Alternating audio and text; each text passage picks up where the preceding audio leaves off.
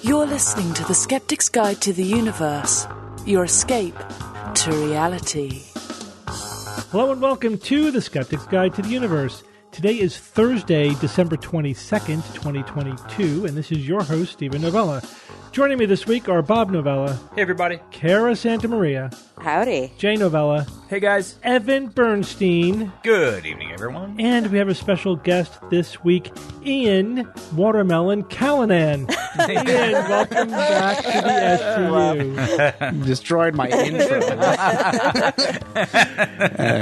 Hey, you guys. Or something. You don't have your intro yet? So Ian, if you don't know, is the tech guru behind the SGU engine. Yep. Last year, your first year when you joined us for the year-end review? Or have you done it a couple of times? I think second. Second, so this is the third time? Because I remember getting it right last year. No big deal, science fiction. So that's all I remember. Yeah, so we're going to make this a regular thing. Have Ian on to close out the show. Last show of the year. It's coming out right on December 31st. We're recording it just before the holidays, so the rogues have a week off. I give you guys a week off every now and then, even though we have a show out every week. 52 shows a year. Thank you. Thank you, Steve. Thanks, boss. You know, it's good timing because right now I really need a week off. Me too. A lot of us got sick from going to Arizona. We're not sick of Arizona. We got sick in Arizona. Yep. We all caught a bad cold. Caught the Tucson fluson. Not Bob. Most of us did. Not me. Evan did not. Actually, only two of us did. No, and Rachel did. Oh, Rachel. Oh, was and with Rachel. us. And Rachel. Yeah. True. Anyone check with George? A Did few George of get us sick? got sick. Apparently, right. Cara and I were working the hardest. Yes, that's why. Is that what that was? Absolutely why. Or you were the weakest. Oh. Blaming the victim over here, Bob. It's terrible. right. When Cara and Weakest I immune die from system. disease, Bob, you're going to feel really bad. Yep. Yeah, but I get your computer. Stuff. I get your stuff. Oh, my God. Now I know what it's all about with wow. Bob. So at the end of each year, we do our year in review. So this is our 2022 year in review, where we go over the good and bad, skeptically and otherwise, of the previous year. This is kind of a weird one. I generally like even-numbered years, only because I have an even number bias. Huh. But I didn't know that. Oh yeah, Okay. discussed that on the show before. Oh, okay. It's one of my. That's odd. It's odd. Evan, come on. Nice. Nice one. That was Ian, not Evan, by the way. Give him credit, please. Basically the same.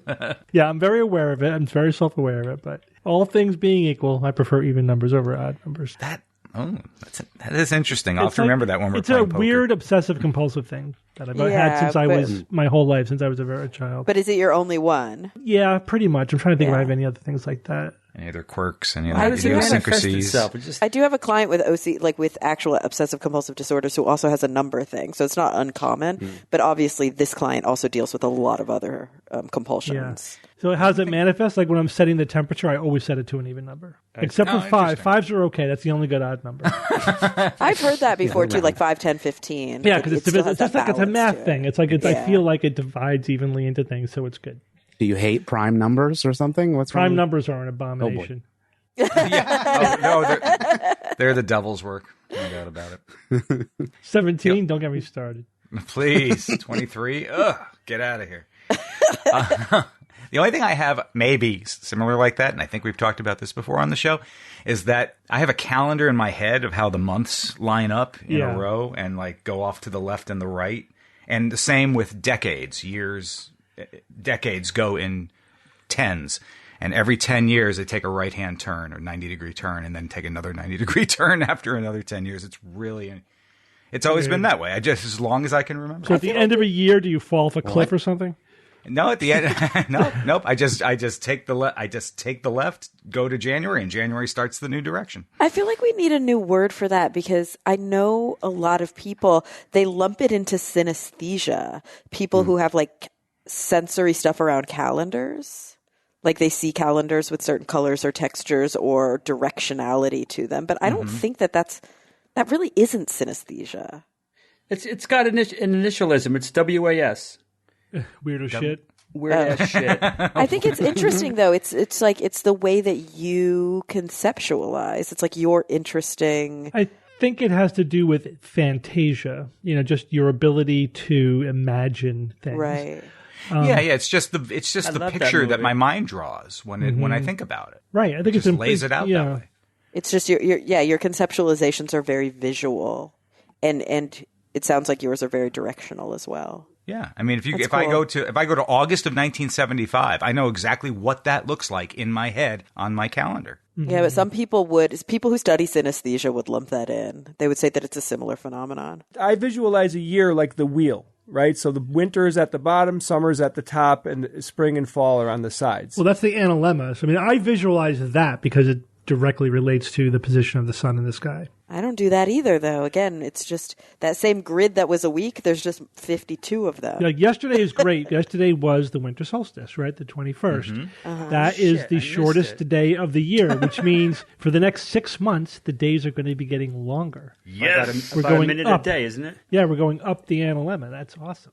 Evan, you usually are the one that reminds us that it's the longest day or the shortest day of the year. Yes, today is the second shortest day of the year. There you go, Jay. One of them. Thanks for the reminder. There's your reminder. That's pretty good. I mean, you're already you think about it, we're in New England, most of us, Cara's in Florida. The worst part of the winter hasn't come yet, but you could say, but the days are getting longer. That feels good. That's something. It's something. Yes. And this weekend, we're going to get hit. We're going to get hit with an Arctic blast. It's coming. The whole country is going to be pummeled.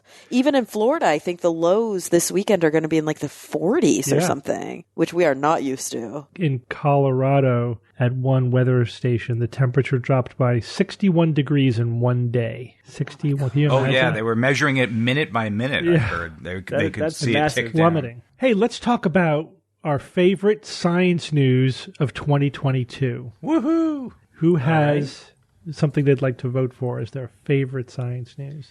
Well, Jay does. I do. I am so excited. I was so excited about the topic I'm going to tell you that I called Bob just to geek out yesterday on how excited I am. Something about meatballs.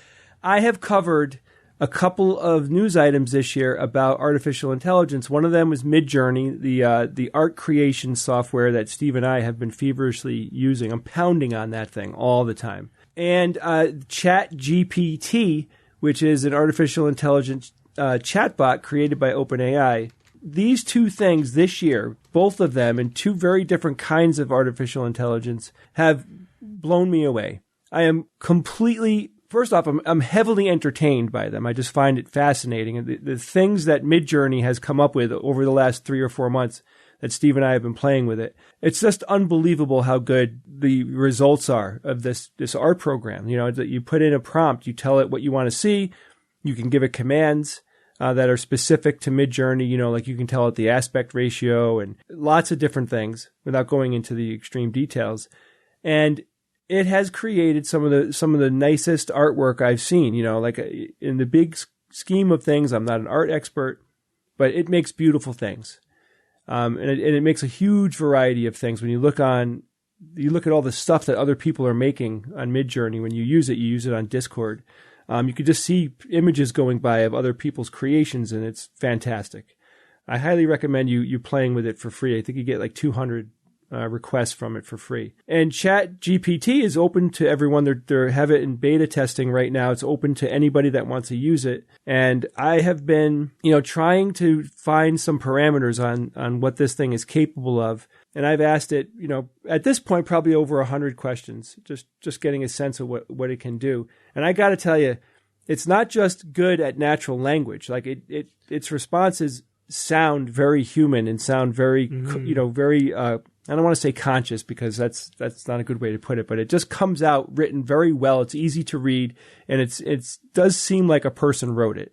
It does, but I also find it to be a little soulless, if you know what I mean. Like there is no real creativity behind it. Right, it's very factual. It's very clinical, very dry. Yeah, it is. I agree, and that's definitely something I think that could be. With enhancing the program, they can add a little personality to it. Yeah, exactly. There's no personality. It seems like it would be a good place to start for research. Like they wouldn't, want to turn this in as your essay. But if you start there just to say, like, summarize this topic for me, it actually gives you pretty good information. Yeah. So I'm gonna second this. This wasn't maybe not necessarily my top science news, although it's close.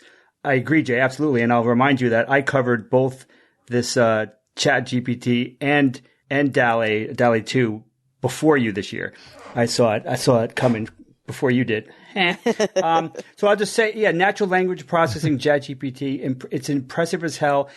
To me, this year was like the first year where there was this wave of not quite disruption, although we are talking about the coming disruption, but the first time where it really hit the gen pop, right, Jay? Where a lot of people like, oh shit, wow, look at this. Now AI has had an impact for many years, but it's more behind the scenes impact. This is the first year that it seemed to me that it reached a subjective threshold where it's like a lot of people were talking about it, and this is just this is going to be more and more and more, and we may be picking an AI related item every year, and be curious to see. So that the natural language processing is impressive as hell. I've been messing around with it, and the text to image generators, DALL-E 2, Midjourney, and Stable Diffusion are just three of them. Incredibly impressive, and just thinking about what they are going to be like in a decade, and then, or how about 20 or 30 years? What the hell is it going to be? Hard to predict, obviously, but something that we are going to keep an eye on for the rest of our lives. And what other tools are going to come out? How long is it going to be until it's text to movie, text to short movie, describe a movie? I think the people that are going to be in demand are going to be the people that can massage those prompts to have incredible finished products, whether it's text, images, or short, or even movies at some point. But Jay, are they actually making it, or are they just stealing art from the backs of artists who take the time and years of dedication to actually invent these styles or these drawings or anything like that? Is this actually making art? Well, they are unique, meaning that the artwork doesn't exist anywhere else. Like it's definitely taking information from thousands, hundreds of thousands, potentially even more of artwork that it's analyzed. It's not crediting them. Mm-hmm. It isn't crediting. Do you think this is just a sly way to overly capitalize on artists' expression and then get rid of them, not pay them? No, I mean, for their work? In the short term, I think a lot of artists have said to me that they think it's an amazing tool, an idea generator. But, let's face it, guys. Artificial intelligence is in its absolute infancy right now. When this technology gets, more nuanced and has a much stronger ability to do what it's doing, it's going to create, right now it's creating beautiful, what I would consider artwork from a person who digests artwork. I'm not a creator of artwork, but when I look at it, it's like pornography. When I look at it, I consider it, the thing that it is, and I'm seeing things that are gorgeous, that are useful, and that's today. 5-10 years from now, we're gonna have chatbots that are going to be doing work that a human can't do because as I said in the news item, what was it 1 or 2 weeks ago? Oh, maybe no. It hasn't been put out yet. Steve, has it? No. I'm going to talk about Chat GPT in a future episode that we already recorded. In 5 years, say, it's going to be able to do things that a human can't do. Like it can read an entire code base that a company is using that would normally take tens of hundreds, maybe even thousands of people to maintain. And it would be able to retain the entire code base in active memory and then make judgments on how to do things, that a human mind just can't do. So it is just a matter of time. Like people can naysay it and say it's borrowing, it's not making unique stuff. This is a temporary position that it's in. It's been improving so much that Steve and I have seen the improvements over the last 3 months. I've seen it get better and it become sharper and make more sense. But I will say though that I think that even the art generation, just like the text generation, while it's impressive in its power, it is also still ultimately soulless. Like what is being created, by that I mean like what is being created lacks original creativity, because that's not what the algorithm does. That is not what the AI is doing. It is generating from existing stuff. Which is, again, it's very useful, it's very powerful, but it doesn't replace humans as creators. Not at this point. And I don't know that we're incrementally away from that either. I think I do think there was an absolute turning point, like an inflection point this year with AI. They definitely have been able to like really, improve its capability in this respect. What you end up with, like the Chat GPT, I could see that as a core of a fantastic digital assistant. You know what I mean? Where it can fetch stuff for you, summarize things for you, write code for you, do things like that. But it's not at the point yet. And again, I don't know that extrapolation of the current algorithms will get us there to the point where it's replacing human creativity. But we'll see. We'll see where it goes. Again, I think in 5-10 years, it could be, incredible what it can do.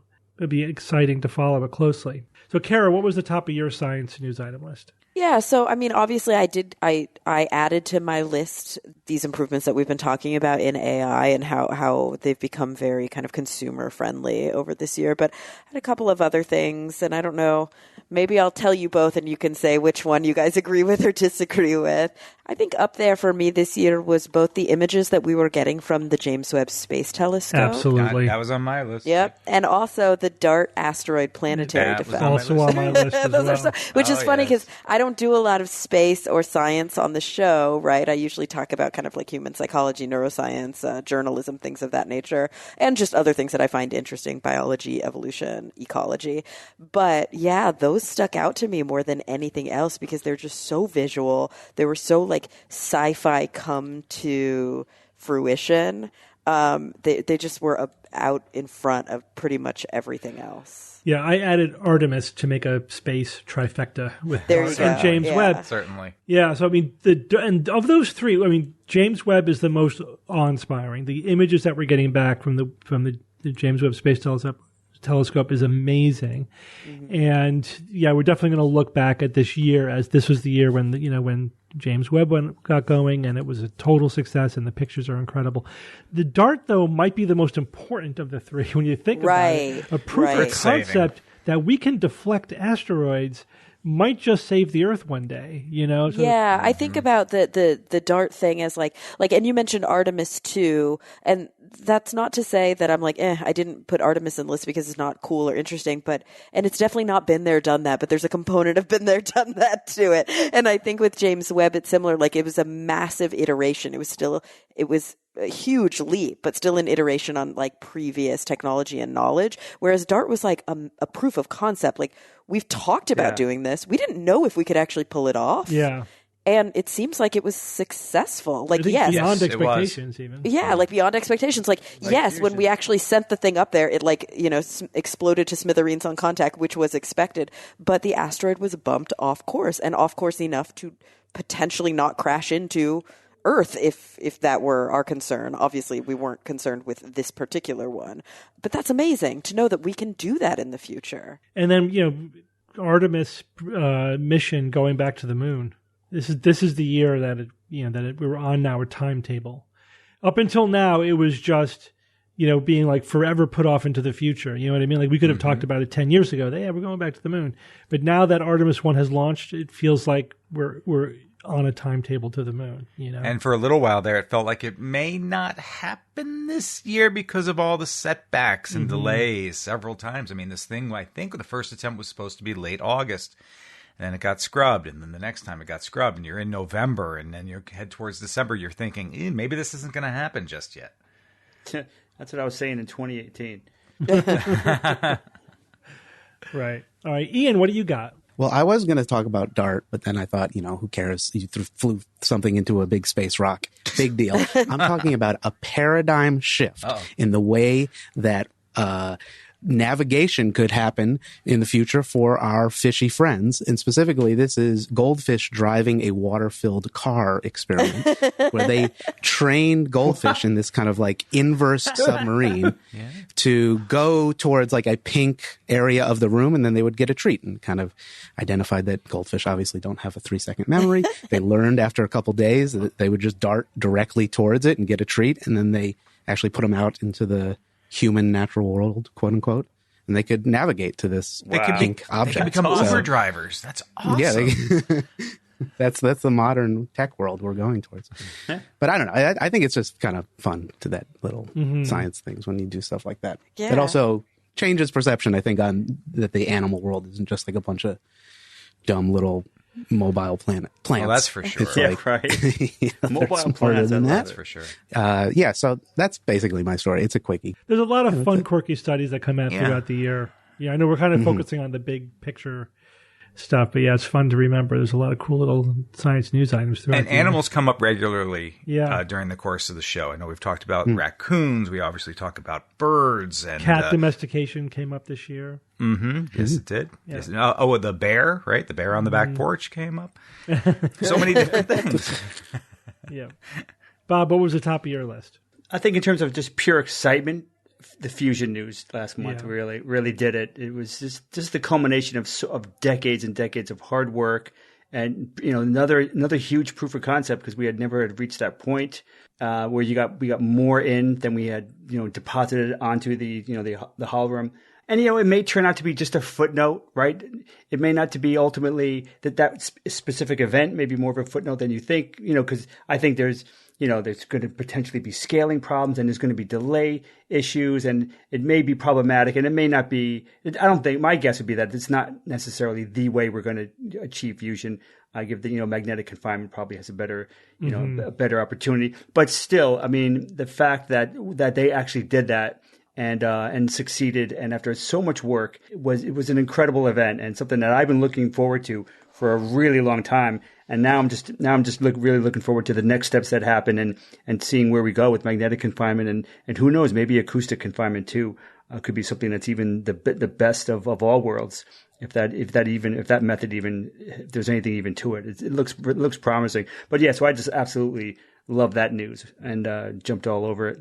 Yeah, it is exciting as well, but I do think we're going to be looking back on this like we look back now on the high temperature superconductivity in the 1980s. Yeah, where that was a breakthrough, but all of the hype didn't come to fruition. We weren't right around the corner from room temperature superconductivity, which is what everyone was predicting back then, and similarly, we're not right around the corner from commercial fusion energy. I still think we're 50 years away. But this was one of the milestones along the way. Absolutely. Very important. Evan, you have anything we haven't mentioned yet? Yeah, I'll bring this up because this was an interesting year when it came to, UFOs and UAPs. There was a lot of news on it over the course of the year, and primarily because for the first time since 1969, Congress held public hearings about what used to be called unexplained aerial phenomena, which has recently changed to what? Unidentified anomalous phenomena. Gosh. So even that even that had a evolution, if you will, in over the course of this year. But it wasn't even just Congress that came out and spoke about this, or had hearings and experts testifying and all these things. There were other government reports that were released. The Navy had things to say about it. A few other government agencies, defense intelligence analysts, had come out in June and made some statements about it, and certainly about the videos that got released. And there was a lot of commentary about those, especially what were called the Navy, the U.S. Navy videos that were dated back to 2004 that became declassified and became a big topic of conversation. NASA got involved with the UAPs as well. June 2022, they announced the formation of a study team to identify UAPs from a scientific perspective. And of course, there was plenty of fodder for the people who believe that these things are of an extraterrestrial source, because among them, the Navy came out and said that basically if we were to release a bunch more of these videos, which we have, it will harm national security. So they sort of hide under that blanket. And of course, they get accused of being, covering up for alien activity. So all throughout the year, there was plenty of news surrounding UAPs, and us being the Skeptics Guide to the Universe, we definitely took focus on that and all the attention it was getting. Mm-hmm. Oh, by the way, new high-resolution scan of extraordinary UAP image. The most compelling image of a UAP to date. Do you remember that one? Mm-hmm. In which it was a picture from like 1974 of someone was taking from an airplane, a picture of the ground, just usual kind of surveying picture. And there was a disc, basically, something that was perfectly circular and round. They said it's the greatest image ever. And it was like so ridiculously nothing that was and the it absolute still was the best ever. And it was still the best ever, the clearest thing ever. And like, this is this is clearly an artifact having to do with the instruments or the technology at the time that was being used. Something physical got in the way of the lens. It's just so obvious. But that's the best that's the best that the extraterrestrial crowd have as far as what they think UAPs actually are. So once again, the evidence piles up against the extraterrestrial causes for these things, and the evidence continues to mount in that direction. It's all blob squatch. I always love when someone declares some piece of evidence like that, the best evidence we have, because it anchors it. It's like, okay, I'll buy that. That is the best evidence you have, and it's crap. It's crap. And it's totally worthless. All right, so I had all of those things on my list. Well, I had the fusion, AI, Artemis Dart, James Webb. I had a couple of things I think worth noting. So remember, this year we imaged the black hole at the center of the galaxy. First time. Oh, yeah. Yeah. First time we This took year? a I thought it was picture. last year. No, Yeah. that was this year. It was this year. First time we took a picture of a black hole. I think we actually did it last year. I think it only was just released this year. this year. Yeah. Would you say take a picture of a black Well, hole? you know what I mean. Well, Image. We produced a imaged- picture. Constructed the image. Constructed an image. Yeah. I know what you mean, but Yeah. Yeah, it was with a 110 camera, one of those. Just, we dropped it off at the Precise in our photo language. mat, and we got it back. Bob just saved us 20 emails, so that's good.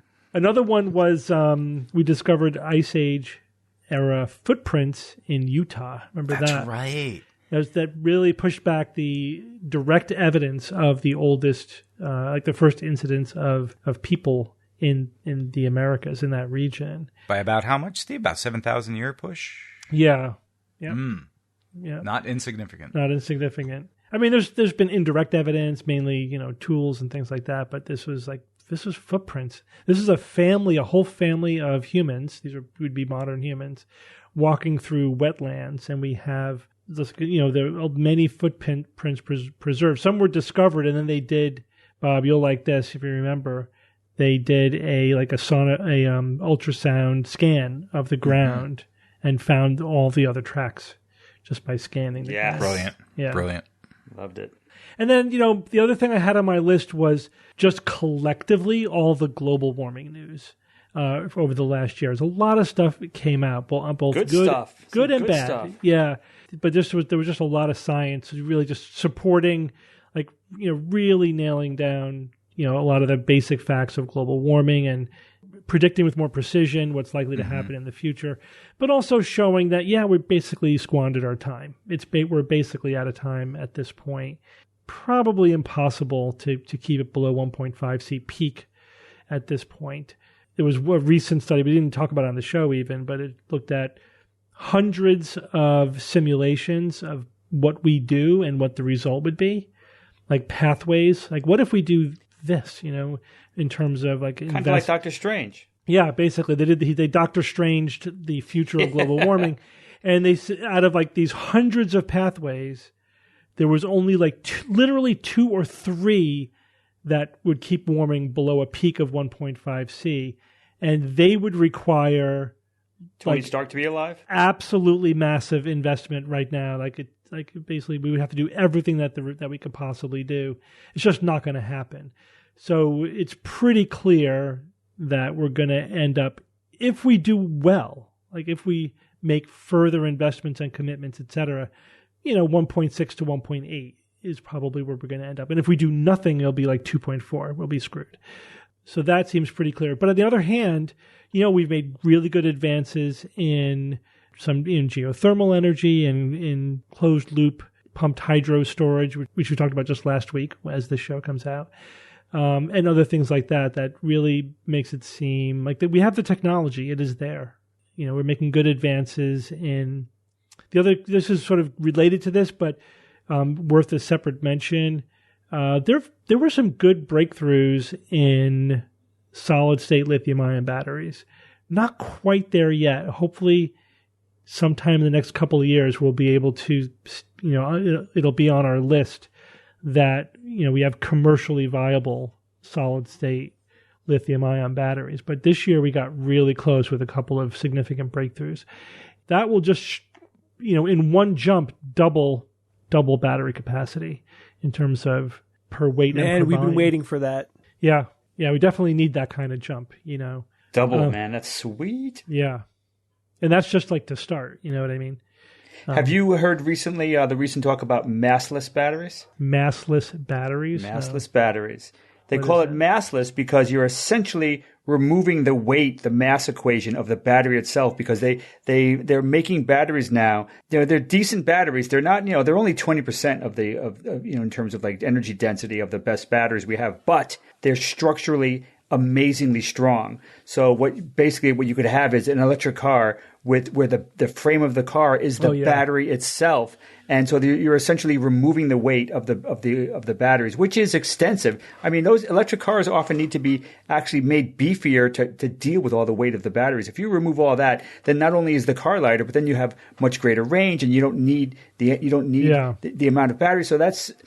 Now, of course, if they can make them a little bit more energy dense. I mean, but even now there may be some applications where, imagine your house, the frame of your house was a battery. Was a battery. And that's a sea change, I think. That's a real dramatic change. We talked about electric planes. Oh, perfect for planes. Perfect for planes. The plane is the battery. It would have to be. Yeah. Yeah, for weight reasons and other things. So keep an eye out on that. I will be. That's fascinating stuff.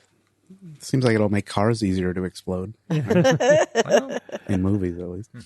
Yeah, it would have to be incredibly stable. Yeah. All right. The next topic is the best of the SGU in 2022. Do you guys have any bits or interviews or anything that the SGU did in 2022 that sticks out for you? I have a favorite moment, and I think it was this year, and I'm going to be so mad if I'm misremembering it. It was last year. Okay. All right. What time is it at the North Pole? Oh, my God. That whole thing was funny. That was great. I go back to it all the time. I feel like we even referenced it when we were out of town this past weekend. Yeah, it's become a thing. It's become SGU canon. I love you, Jay. I still don't quite get it. It's every time. It's every time. And no time. Yeah, so you just got to pick one. That's why they should come up with a North Pole time. But they did. It's just like Greenwich Mean Time, isn't it? I can't remember which one they picked. Well, I have a favorite interview. Last year, we interviewed David Copperfield on the show with Richard Wiseman. Now that was last year. He said last year. Yeah. But this year, we interviewed David Copperfield with Bill Nye at Nexus. And I know that wasn't an SGU episode, but it still is. It was a really good interview. It still is a fantastic, interview. Very, very, intimate, and there was a lot of really cool, like inside information from the two of them about their experiences with things. And I just got such an unbelievably good feeling when that interview wrapped. I was like, damn, that was really, really good. I enjoyed that. I've watched it one other time afterwards, and I liked it even more the second time because I kind of had an expectation of topics to come and things like that. But they just both did a wonderful job talking to each other and kind of poking into each other's worlds and picking each other's brains and that type of thing. It was fascinating. Yeah, all the SGU events for me, like the 6-hour show, the extravaganza, and the private shows that we just did, those were fun. Whenever we would do stuff in the studio, like BVZ, all that stuff is like super fun. I'm not saying this for job security. But, no, the 6-hour show was a lot of fun. That was definitely a highlight of the year, SGU-wise, for me as well. That? Earlier in the year. But it was like September. Yeah, those 6 hours went by fast. Yeah, it was nothing. Yeah. I mean, because 11 years prior to that, on that date, we had done a 24-hour show. That was something. Mm-hmm. The 6-hour show, great. I don't want to put it down or anything, but 6 hours we can do without a problem. It just is not a problem. 4 times over. Well, 4 times back to back. Yeah, that's the challenging part. But no, it was a lot of fun. 6 hours is challenging too. 6 hours was challenging too, Cara. Yes, it was. Thank you. Definitely was. Wait till we have to do a 24-hour. I don't think I've done 12 hours with you guys. Have I done a 24 with you guys? And you probably never will, Cara, because I don't know if I'm going to accept that. Thank you, Jay. I love you, Jay. No, we could have a sleep cam. We could film Jay sleeping. It'll be awesome. I'm totally down to do a 24-hour show if I can sleep for a huge chunk of it. That sounds great. Well, we took everyone but me and Evan took 2-hour sleep breaks. I remember when we did. Yeah, I took 1 2-hour power nap. Yeah, that's not Bob and I did the whole thing. What? Yep. Why? Yeah, we did. We stayed up the whole time. Guys, we're not teenagers anymore. We'll just pre-record a video of you, Cara, and you could just run it on a loop. That would be great. Or you know what we could do is we could just use an AI. Let's just have it. Absolutely. Cara will be AI. I'll be there in the spirit. It can say whatever it wants to say. I don't even care. Cara, but how do you know what you sound like after being awake and being part of something for on that 22nd or 23rd hour? I did that way too many times when I was in college. I just feel like you didn't record yourself. I went to Arizona for a weekend and got sufficient sleep. We did, 4 shows in 3 days? Yes. Is that about right? 4 shows in 3 days. Yeah. Rubbed elbows, kissed babies, took photos, had a jolly old time. And I got brutally ill because I'm feeling very old right now. There's just something about You're this pathetic weird and weak. post-COVID. Your knees and your back, my sciatica. I don't know what is we going talked on, about you this. guys, Let me but summarize the discussion.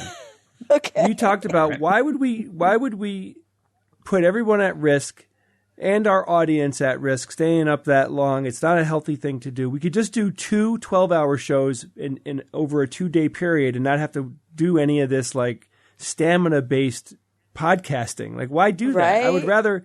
It's just like weird big dick flex. Yeah, like I don't get it. I Bob, agree. explain it to them.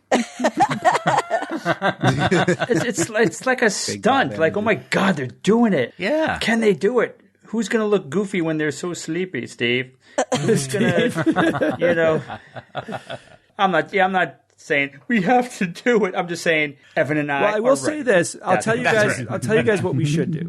Our patrons would like to see us produce content that veers a little bit away from the typical SGU content. Like the watermelon thing, that type of stuff. Like, there's a lot of fun things that happen when That wasn't produced. No, but that's what I'm saying. Yeah, that was unintentional. No. In the chaotic noise of us doing other stuff, lots of fun things happen, and they become like these very memorable moments. Like, the whole, remember the whole, the whole thing with that, Ian? You guys remember that? No. Remember it?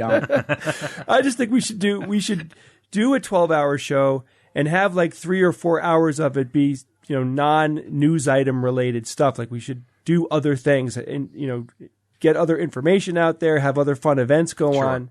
I loved it. I agree.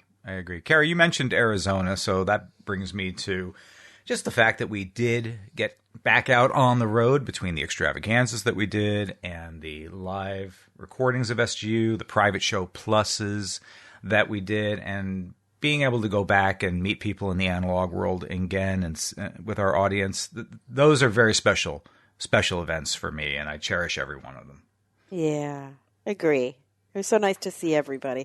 So nice to see all the listeners, but also so nice to see all of you. I never get to see you guys. Yeah. Yes, anytime we can all be together, it's special. It really is.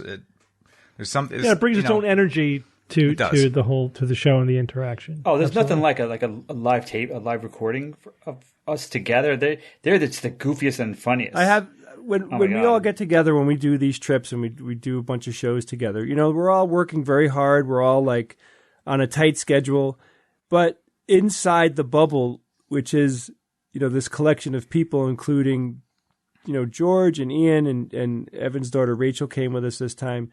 Like, inside that bubble, we are having a great time. It's fun. It's fun to work hard and have common goals. And we're having these, unexpected meals in certain locations. And what are we going to eat here? And what's going to happen? I love all that. Mm-hmm. And Johnny and I only had one fight. So it was pretty good. It wasn't even a fight. That was nothing. And it was. It's a pseudo fight. There's a kerfuffle. We had a little kerfuffle. You can't do stuff like this with it being like, oh, everybody's so happy. It's like something's going to go down. There's always going to be conflict. I know. I mean, yes, it's wonderful being together, but pulling off 4 shows in 3 days takes work. Mm-hmm. All right. Jay and Ian, did you guys get any feedback from the listeners on any of the forums? We have a bunch of them, so let's go back to best episode. I mean, they're just numbers, but some of them have some specification. 869 with the discussion on sex versus gender. Thank you for mainstreaming something us anthropologists have known forever. There you go. Nice. Very cool. 873 was live from NYC, so they like that. Somebody said, don't make me pick, so that means all of them. When Bob was confronted about his coffee addiction, that was a good one. Oh, yeah. And 871 was an interview with Nichelle Lipkin. And that was another one that was voted on. And then we have, news items and other ones that we will get to in a second. But those are the favorite episodes. Shall we move to the skeptical hero of the year? I picked Dr. Fauci. Oh, that's a great pick. Well, I wanted to talk about him because he's retiring. Yeah. This month. Year. I'm not sure what the date is going to be. But, he had a pretty impressive career. I mean, first of all, he's been a professional since 1940. Or, I'm sorry, he was born in 1940, and No, he was born a professional. He came out with a stethoscope. In fact, the headline that day said, Dr. Fauci born. He is an American physician. He's also a scientist. He's an immunologist, serving as the director of National Institute of Allergy and Infectious Diseases, and the chief medical advisor to the president, to the current president, until he steps down. He was the advisor to 7 U.S. presidents. And talk about the freaking coronavirus. He played a key role in the U.S. and their fight, our fight, collective fight against the coronavirus. He was at the front line, making a lot of decisions and doling out very necessary information. So he said, I am announcing today that I will be stepping down from the positions of Director of the National Institute of Allergy and Infectious Diseases and Chief of the NIAID Laboratory of Immunoregulation. It's a long word. I had to get my way through it. As well as the position of Chief Medical Advisor to President Joe Biden. This man has 50 years of government service. There's been some ridiculous controversies about him and all this crazy stuff that happened over the last few years. It's all complete nonsense. This is a person that has helped the United States and, the world in so many freaking ways. Do some reading about him. You could start at Wikipedia and go off to other places. I mean, he has an incredible career. Very, very intelligent man, and he's not stopping. He wants to move on and do other things. I think, after 50 years of government service, he wants to probably focus on some other stuff. He says he still has a lot of energy, and he's very into the work that he does. So I would love to personally thank him for what he's done. He's a real hero, and he did all this while just suffering, being demonized and attacked by the forces of pseudoscience. Just because he was the front man, right? They focused on him, just, made up awful lies about him. And he just weathered it with a smile. It's like, he really showed a lot of character throughout the whole pandemic. Anyone else want to talk about Dr. Fauci? Should we move on? Fauci's the shit. I love Fauci. I'll go next. I vote for Skeptical Hero of the Year, Richard Saunders. Oh, boy, yeah. He's on my list, Steve. Yeah.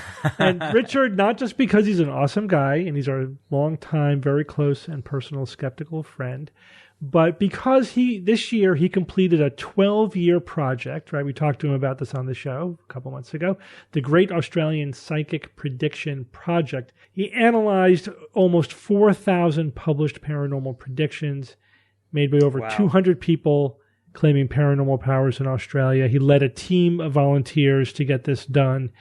That was really a Herculean task.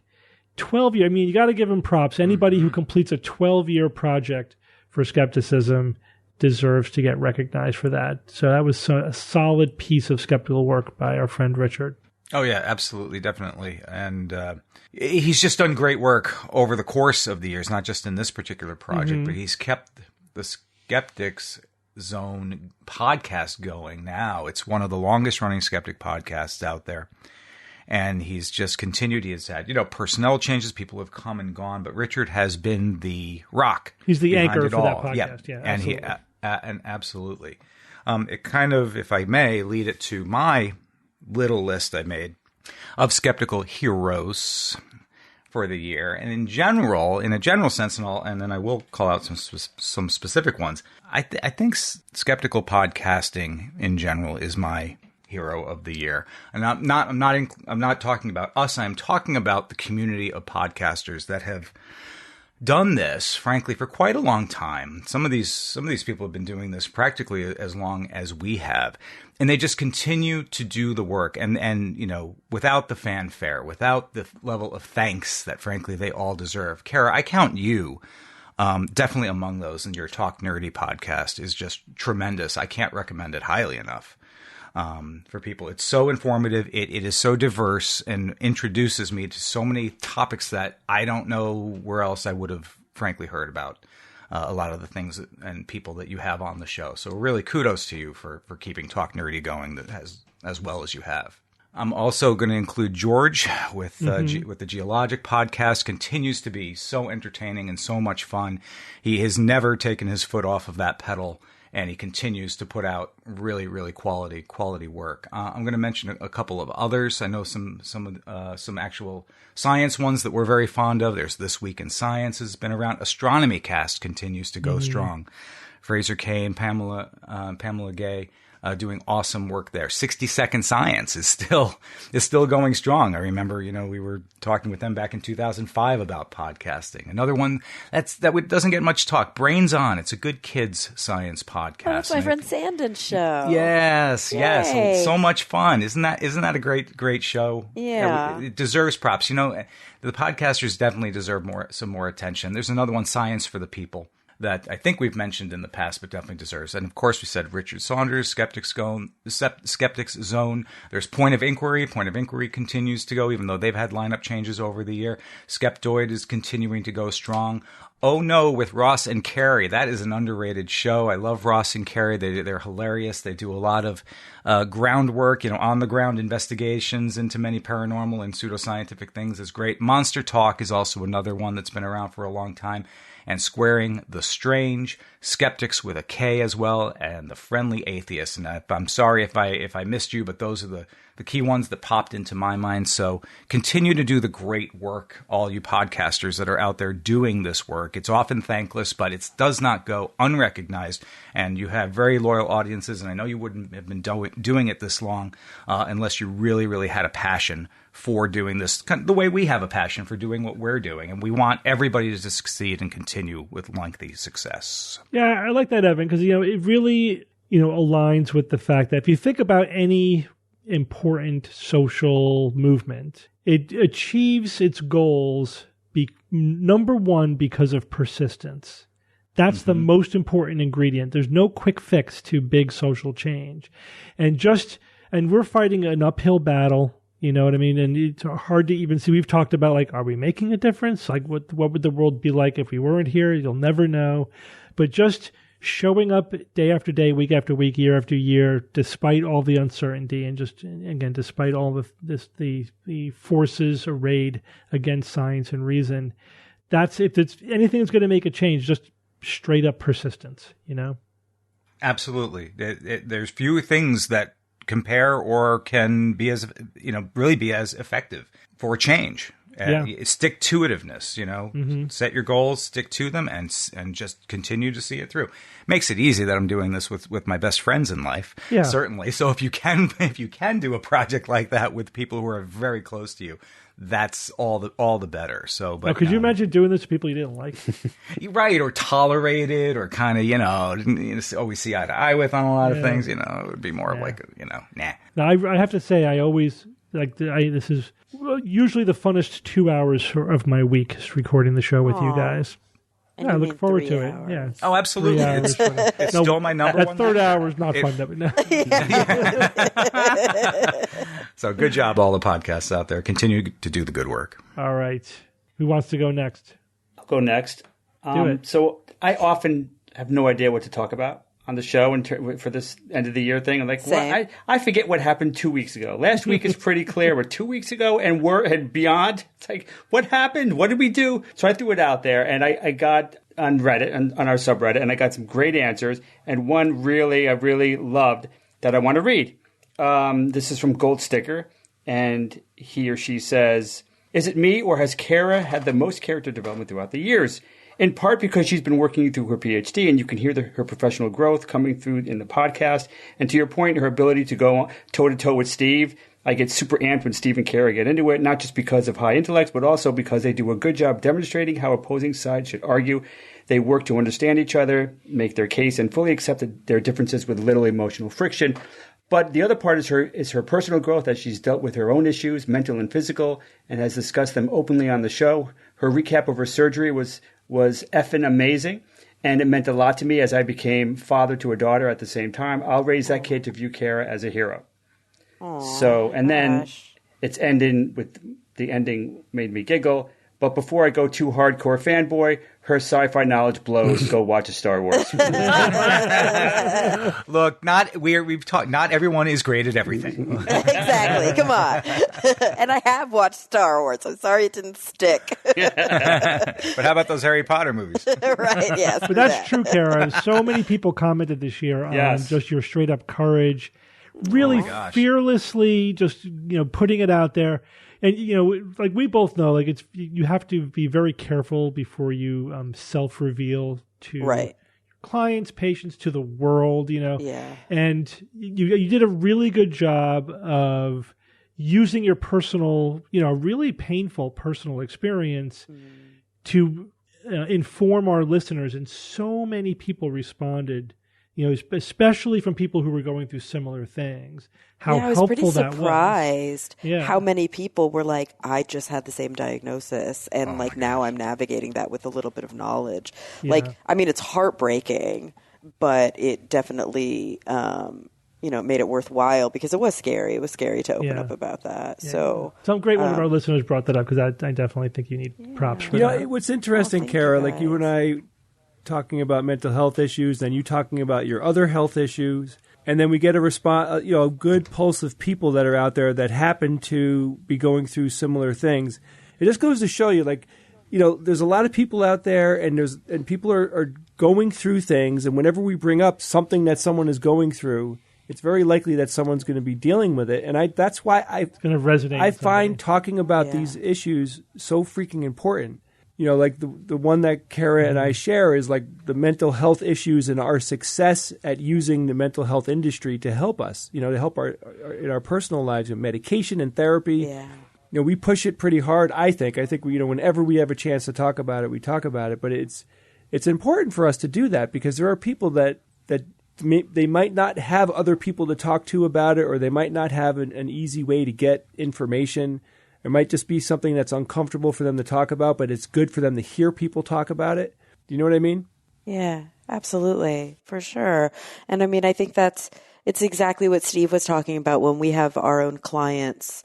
This idea of sort of self-disclosing is a really tough thing, especially for therapists. Like, when do I tell them where I'm coming from? Because this isn't about me. This is their hour. Exactly. And when do I actually reveal certain things that maybe help not just improve rapport, but help validate somebody's experience. And I think that's really ultimately why I felt like it would be helpful for me to be public about my AIS diagnosis and my hysterectomy. I'm now going to completely deflect. I'm going to pull an Ian right now and tell you that I too, Bob, struggle to come up with the skeptical hero, the skeptical jackass. Whenever we do this at the end of the year, I'm staring blankly. I'm feverishly. Oh, I got a good jackass. Internet searching. I know I always have too many jackasses. But for the hero, I figured I would go a little bit more global. And yes, I get it. This isn't necessarily a skeptical hero, but I do think I could make a case because he has really engaged in a lot of evidence-based policy. But I think across the board, my kind of larger hero of the year would have to be Vladimir Zelensky. Yeah. I actually was almost going to bring him up, but I'm like, but I thought it was, what was the right, too broad. But he is my hero of the year. Absolutely. That guy is he's 100% deserved to be Person of the Year. I think so too. And it's oftentimes we struggle. I don't want to say we struggle, but there is this pressure, expectation, self-obligation, whatever you want to call it, when you have a voice and a platform to do right by the people that are listening to you. And so here on SGU, we know we have a large voice and we know we have a large platform, and we know that a lot of people who are skeptical thinkers are coming to us to learn and to find community. And we live in the United States, and so we're constantly kind of grappling with this idea of like, do we have a very Americocentric perspective? Should we broaden that perspective and be as global as we possibly can? I think one of the things that Zelensky did so effortlessly, because he is so humanistic. Like, there's something very, very authentic and humanistic about him as a leader, is that he got the world to listen. Mm-hmm. And he showed the world the humanity of his people in a way that not many leaders are capable of doing, because he himself is not... I mean, yes, he's a politician, and yes, he was like an actor. He was like a TV star. He's a comedy star. Yeah, like a comedy guy. Like, there's all this, and I think he's a lawyer. That's how he was trained. But like, ultimately, what comes through every time he speaks is his humanity. And I think that you can't help but connect to somebody who's so authentic in that way. And when we connected to him from, you know, obviously all corners of the globe, and saw that the suffering that his people are dealing with, but also the way that he is so one of them. He is not above them. He is not separate from them. He is one of them. I think that there was something fundamentally human that drew a lot of people together. And I know he just recently addressed Congress as well. And so obviously he's like fresh on the mind, but I figured I would be remiss if I didn't mention him as my hero of the year. And yes, there are I could point to some cool skeptical things he's done with like policy and stuff, but ultimately it's bigger than that. Yeah, what impresses me the most about Zelensky is he is a reminder that history can turn. It's not inevitable. Right. It can turn on one courageous person. And that the individual does matter when it comes to the course of history. That is an important lesson. Yeah. You know, whatever the context. All right, we got Ian left.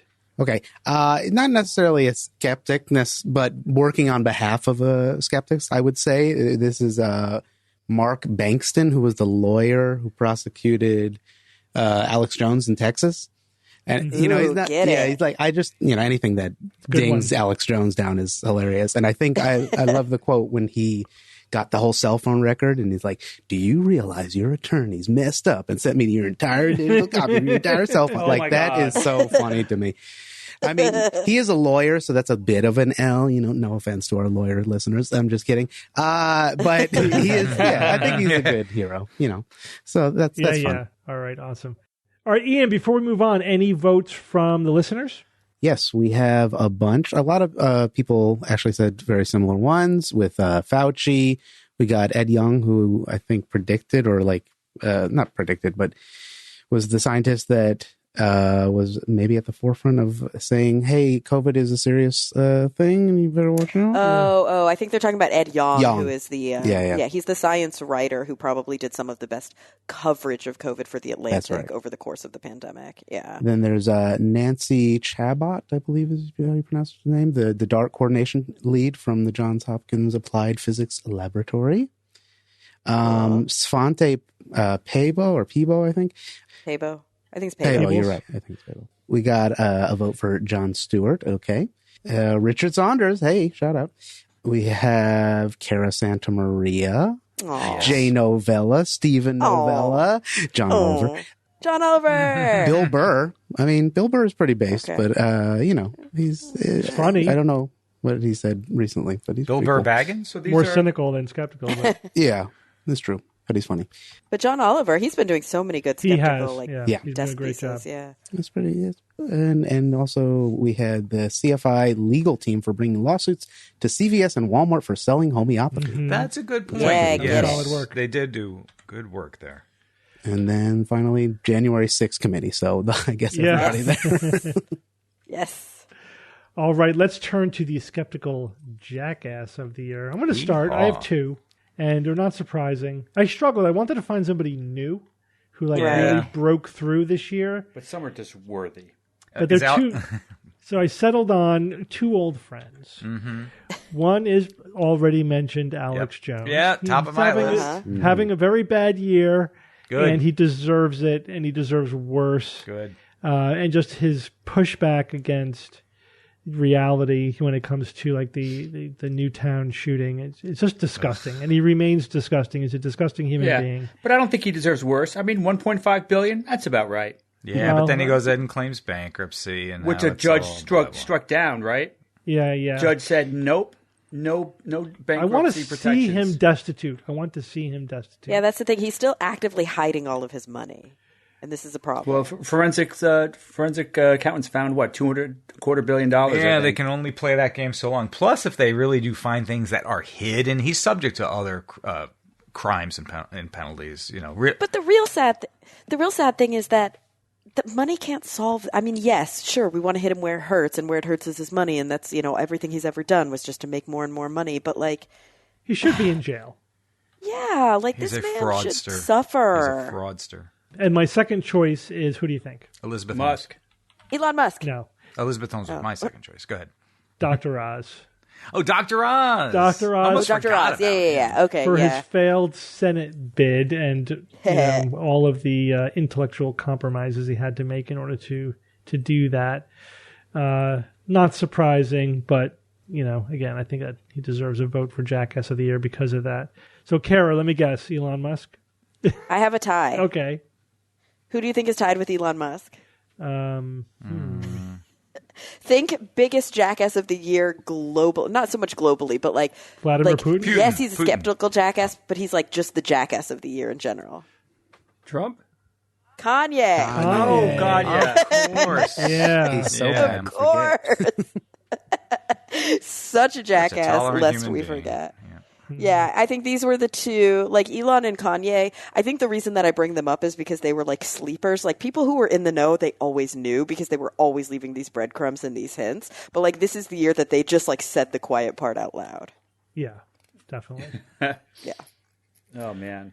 Yeah, I mean, Musk, it's amazing how quickly he tanked what reputation he had. Mm-hmm. I think And the stock price. maybe it's with both of them, and maybe they're saying the quiet part out loud. I've read a lot about that, and I think one of the analyses that made sense to me was these are people who are not surrounded by anyone who will give them a reality check, right? They are surrounded by sycophants and yes men, and eventually, that completely erodes any, I think, humility. And so I think what we're seeing is the effects of a complete and utter lack of humility.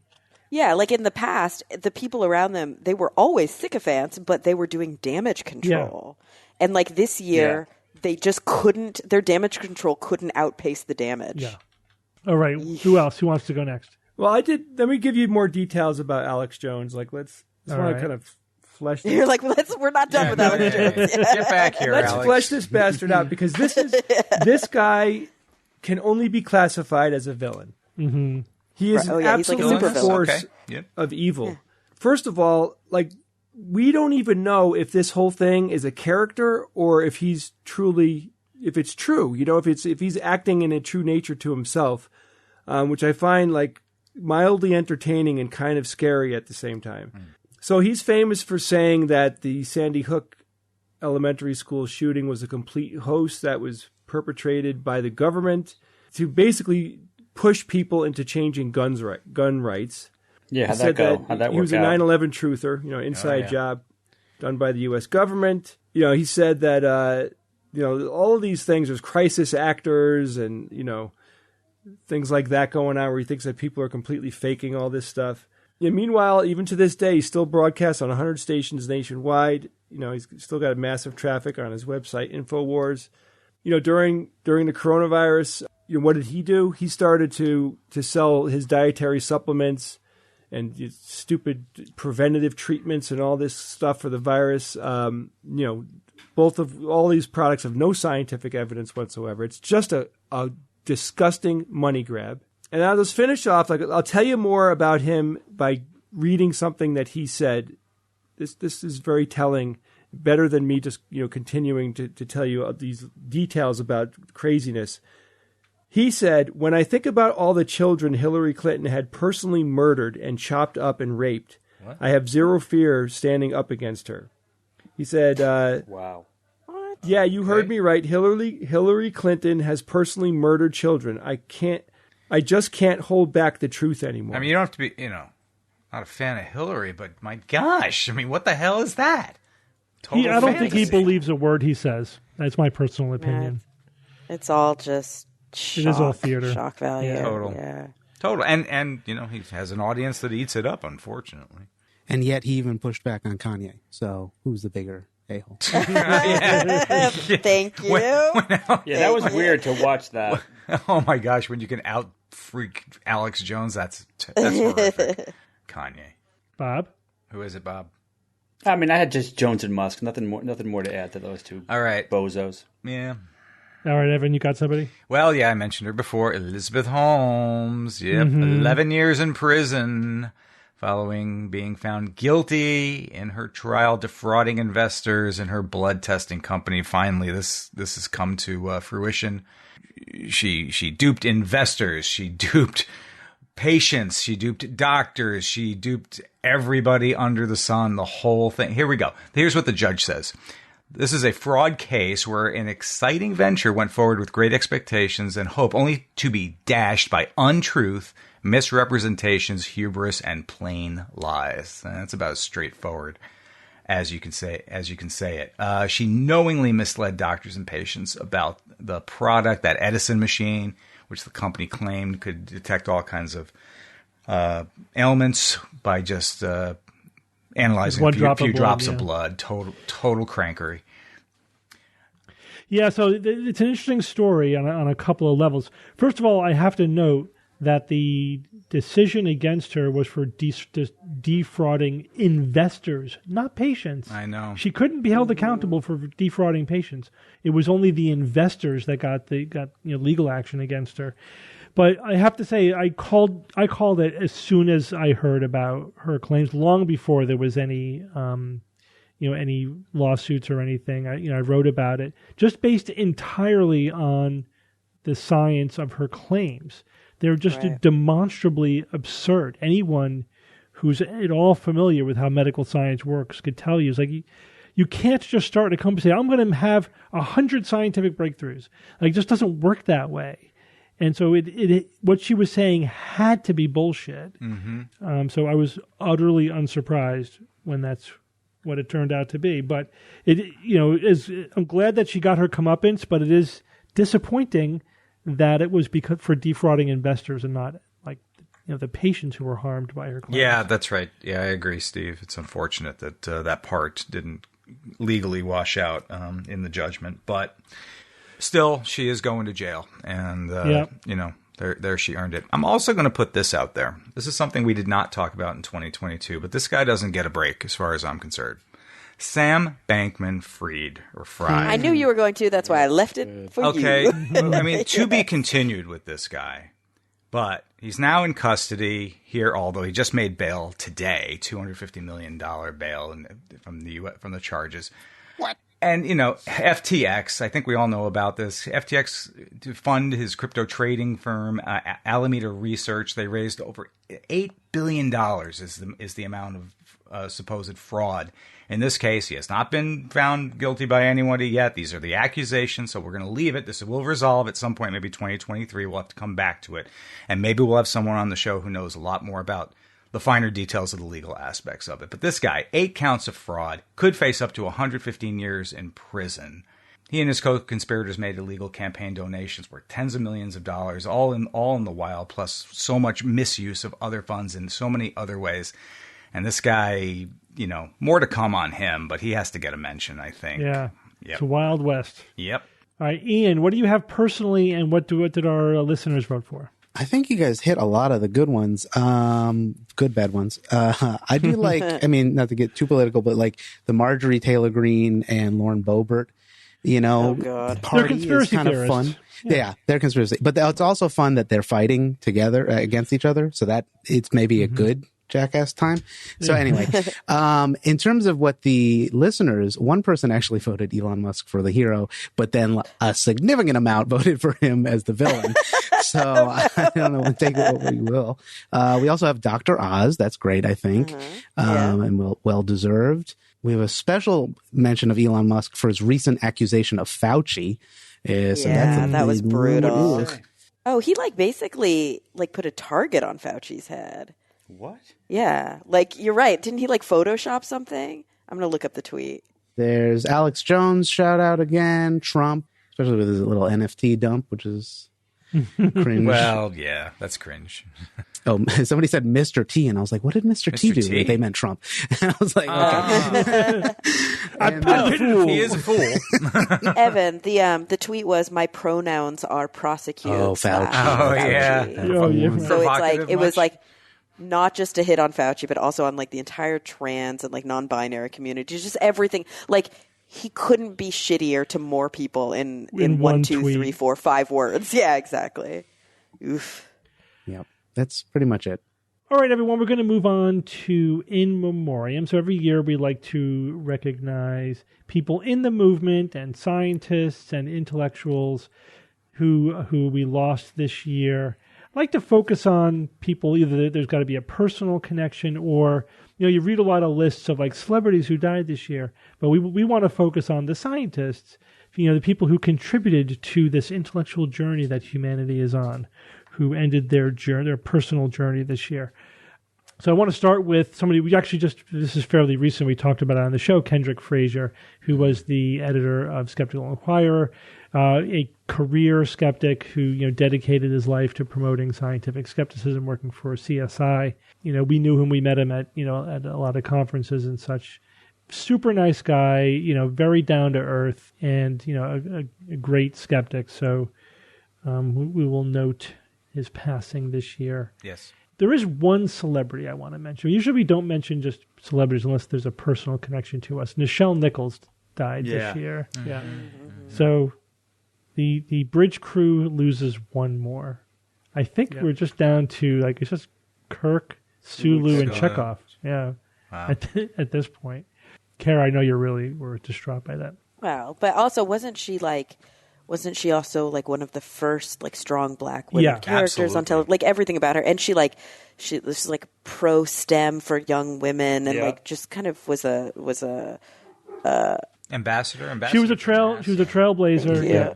And then she a role model, and she was just such a role model for so many young women. Yeah, absolutely. I'll go through a few scientists, and if there's anybody else that you guys want to add to the list, let me know. So, Dr. Paul Farmer, who died at 62, he was a very globally activist in spreading healthcare to the poor and the needy. He founded Partners in Health, international organization. Again, just sort of trying to connect doctors to the poor and the needy. Paleontologist who co-discovered Lucy, Yves Coppens, died at 87. You guys remember Lucy? Sure. I had the other one. I had her other discoverer on my podcast. Oh yeah. But not him. When you said his name, I was like, wait. Oh, okay. Oh, not the one I did. Yeah. So So Lucy, just one of the most famous hominid fossils, a really nearly complete specimen. If you count bones on one side as counting for the other, all considered, you could reconstruct most of the skeleton of an Australopithecus afarensis, one of the very early human ancestors. We learned a ton about the evolution of hominins from this one specimen. Nobel laureate Sidney Altman died at 82 this year. Discovered that RNA had enzymatic abilities, kind of a critical discovery to genetics and the functioning of RNA. And paleoanthropologist, it was two paleontologists, paleoanthropologist Richard Leakey died this year at age 77. Wow. Okay. Leakey, oh boy. Yeah. Son of Mary and Lewis Leakey, but again, very activist, not only a paleoanthropologist, but he really was an activist his whole life for African wildlife, setting up preserves and, advocating for the protection of African wildlife. Just really had an amazing career. We need to make sure we don't forget Frank Drake, of course, the astrophysicist and astrobiologist, famous for his work with SETI, for so much of his work, developing the Drake equation, of course. He worked with Sagan on the the Pioneer plaque, who was part of the Voyager record. I mean, this man contributed so much to our understanding and our appreciation of kind of our place in the universe. And he's survived by a lot of incredible family, but I actually know his daughter, Nadia Drake, pretty well. She is brilliant. She has a PhD in genetics, but she's a brilliant science journalist and has contributed for years to a column at National Geographic. So, I mean, there were hundreds of scientists who died this year. We can't list all of them. So those are the ones that stuck out for me. Does anybody else want to mention anyone that was important to you who died this year? So, celebrity, scientist, anyone? Politician? There's somebody who I think deserves mention. His name is Daniel Murphy, and although he's a listener, was a listener of the Skeptics Guide to the Universe, among other science podcasts, and he was a very, very, I say, significant fan of the show and a contributor.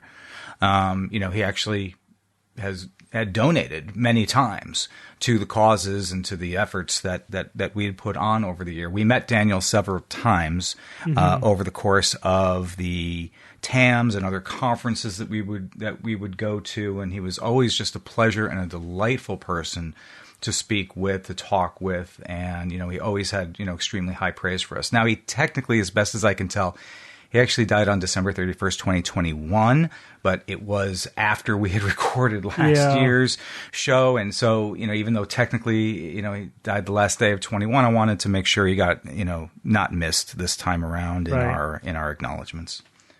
Yeah. There's always, every year, there's always a few people who die in the cusp. Right on the cusp. Between when we record and the end of the year. Yeah. All right. Thanks for bringing that up, Evan. All right, guys. Well, let's move on to science or fiction. It's time for science or fiction.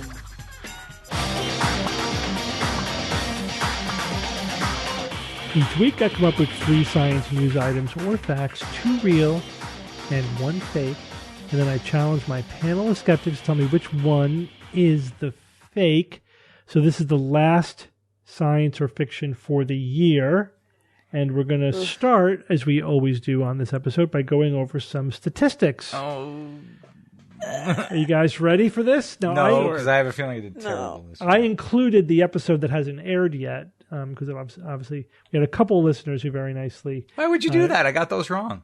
Collated the stats for us, but I had to add in the episode they haven't heard, since they were not privy to it. All right, so we'll start with Bob. Who got 27 correct out of 53 participations. I don't know how that turned out to be 53. They must have included the one from the end of last year. Oh, but also, Steve, if you included both of the ones we just recorded. Only the one that's going to air. Oh, okay. I did not include the one that's not going to include the sweep. I know what I'm doing. Relax. So, Bob, you're at 50.9%. So you broke 50%. That's good, Bob. Yeah, whatever. Yeah, that's great. Evan, 26 out of 49 for 53.1%. Oh my gosh, better than I thought. Jay, 29 out of 50 for 58%. Ooh, Jay. And Cara, how do you think you did? Like around how Jay did, probably. 35 I'm assuming out of you're going in order, so slightly better. 48. 72.9%, Cara. Yeah. Jeez.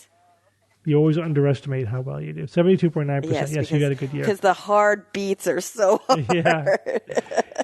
What about you, Steve? I had 0%. I played one game and I lost. So I was at 0%. Meh. You suck. Well, we got to get you more. We got to get you in the game up to bat a few more times. Yeah. You guys should cover more often. So I can do a few. Yeah. You can't Put me down for a couple episode. this coming year, Steve. Yeah. Okay. There's some other ways to break this down, however. So we could go by the percentage correct based on when they went in the order, when you guys went in the order. So the first person, the person who went first was correct 46% of the time. Second, 54%. Third, 61.2%. Fourth, 72.7%. Wow, Nice. that is exactly wow. How linear can you get right there? And on the few times when we had 5 people, the 5th person going was correct 100% of the time. Oh, that's amazing! Wow, That's really Graph cool. How many that times one. is that, though? A fifth person? Yeah, Probably not. it's only probably only a couple of times. Yeah, probably a couple of times. Now the the emailer said so there is a clear advantage to going later in the game with last and fifth being the best spots. Apparently so. However, he is committing a fallacy and making that conclusion. What is the false assumption he's making? That going later increases your chances. Or that you get... No, but what... That's the conclusion, but there's the premise. There's a false premise in there. Gamblers. It's an unstated premise. It's not an... That somebody's getting it right before you? No. The unstated premise is that the order is random. The order is not random. I decide when you guys go. Now, I try to mix it up to make it fair, but I also, if I think you have an advantage, I will make you go last. Sure. Yeah, if it's a topic you do that a about lot. Thanksgiving, So, Jay is going last. Yes. If it's like a psychology thing, I'll make Cara go last. If it's an astronomy thing, I'll probably make Bob go If it's last. a tax thing that never If it's happens. a tax thing, you never know. So he was assuming that going last caused you to have an advantage, but it's more that if you have an advantage, I make you go last. Right. Interesting. So So that's- and it's probably... I would assume the variance is kind of in both camps. You see how complicated this gets? No, I do think it's both, mainly because there's a dose response, right? It's a linear. It's not just that last position. It is, but I also, I also think like if I think you're the person who's most vulnerable, I'll make you go first. Huh. For sure. So any way to blind us during this game. Yeah, well, we've tried that. It wasn't as fun. Too cumbersome. Yeah, right. It doesn't. Yeah. The dialogue goes away. All right, so here is the stats on who went first. Bob went first 20% of the time, Cara 22%, Evan 26%, Jay 22%. Not a bad distribution. Not a bad distribution. Okay, I'm freewheeling it, so that's pretty good. Person going last was Bob 14%, Cara 30%. So you do have an advantage going in that last position. Wow, Probably that's big. Ooh, Cara Clearly, bias there. Evan 22%, Jay 28%. So that could be some contribution to me and Jay's It could be. higher wins. But also, like you said, sometimes you put us last because you're afraid that we have more knowledge about the topic. Right. So But still, that could also still a advantage start. us. I do look at the stats, and it does influence me a little bit for the following years. Like if things get a little bit too out of range, I do correct a little bit. There's no perfect formula. I mean, let's face it. Yeah. Oh, yeah. Yeah. It's all based on what's going to be the most fun and interesting. And then finally, the first answer was correct 40% of the time. The second answer 32% of the time, and the third answer 28% of the time. Interesting. So again, the emailer said, so if you when in doubt, guess the first answer. What's the fallacies? I mean, I think they were joking, but I mean, the fallacy there is that past performance is a prediction of future performance. Right. Now, the order of which one is correct is random. I literally roll a die, and whatever it is, how funny. that's what it is. Because you can't randomize things subjectively. You know what I mean? Like, I would definitely be biased, and You've tested this die that you roll for accuracy, and yeah, it's just a regular D6. It's fine. And every year it's a different number. It's a different number. That's like I think last year was more number 3, I think, or whatever, number 2. But it is. It is completely random. It's on random. It's all random. Because otherwise, like if you tried to randomize something yourself, you would do things like not pick the same 1 3 in a row, and then you would basically know that you'd commit a bunch of weird you fallacies would in commit your a bunch of attempt to weird randomize. So I just roll a die. So always interesting. Now you have one more episode this year. Right now. Oh boy! So this will count. This will count. We'll adjust the percentages. We'll see how you guys do. Is everyone right now? Ian, you actually had a couple. I think you went once last year, and you were at 100%. All right, Ian. Good job, Ian. Yeah. GWI. Out of one, one of one. All right. We have 3 items this week. And the theme for this week, now I mix it up. Usually at the end of the year show, I do some kind of end of the year themed thing. So sometimes I'll do items that we've covered earlier in the year or news items that we didn't cover earlier in the year. For the first time, though, I'm going to do a 100-year shift. So these are 3 items about 1922, not 2022. Oh, man. No problem. See how much you can. Yeah, this is always trying to place things in history is always interesting. The answer is flappers. Okay. 3 science news items about 1922. Here we go. Item number 1. In 1922, physicians Frederick Banting and Charles Best of Toronto, Canada, injected the first patient with insulin, a 14-year-old boy with type 1 diabetes who would have died without the treatment. Item number 2, in 1922, Walter Heerdt, Bruno Tesch, and others developed hydrogen cyanide as a pesticide under the brand name Zyklon B. And item number 3. That was 22 as well? Yep, the theme is 1922.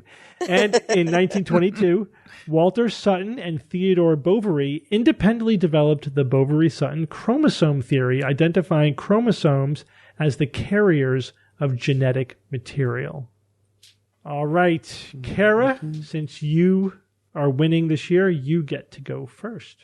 How dare Actually, you. I'm winning. No big deal. Yeah, but that doesn't.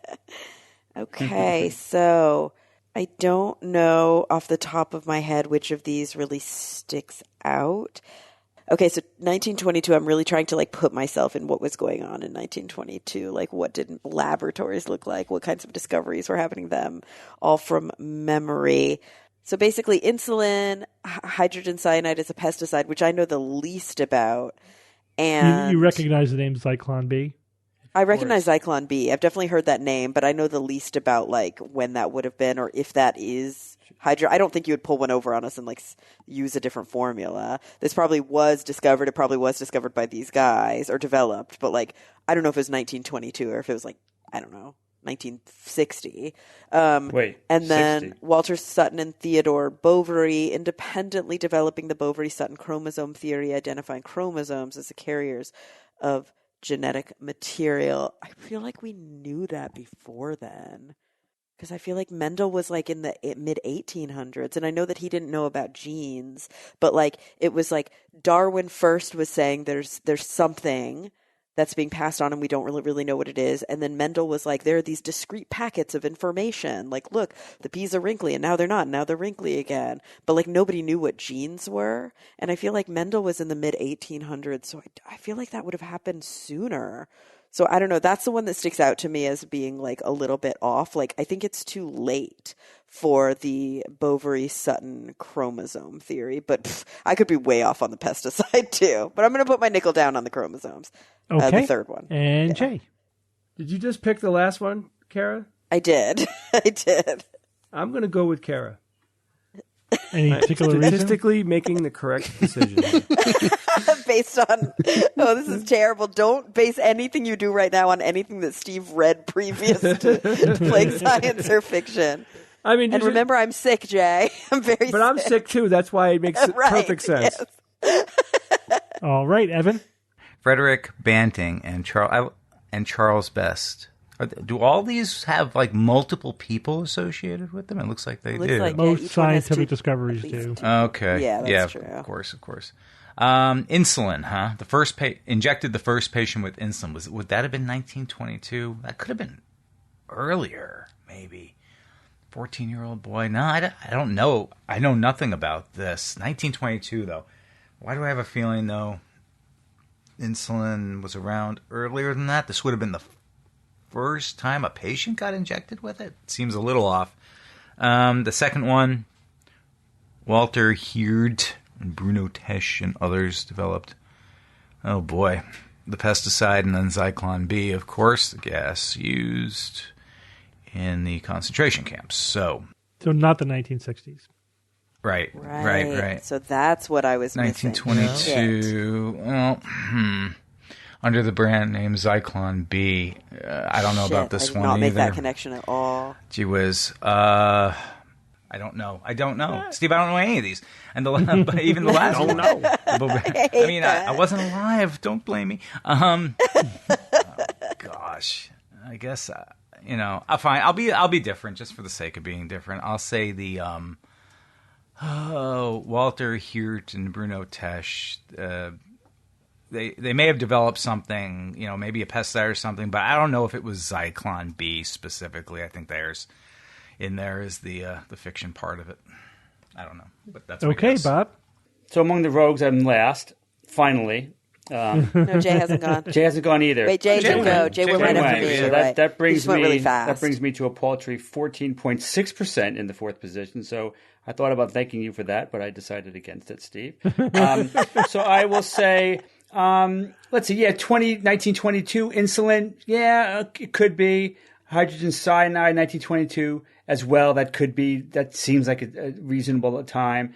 The third one, though, the chromosome theory, 1922, that seems too late to me. So I mean, I would have thought, late 1800s, certainly before 1922. So that's why I'll say that's fiction.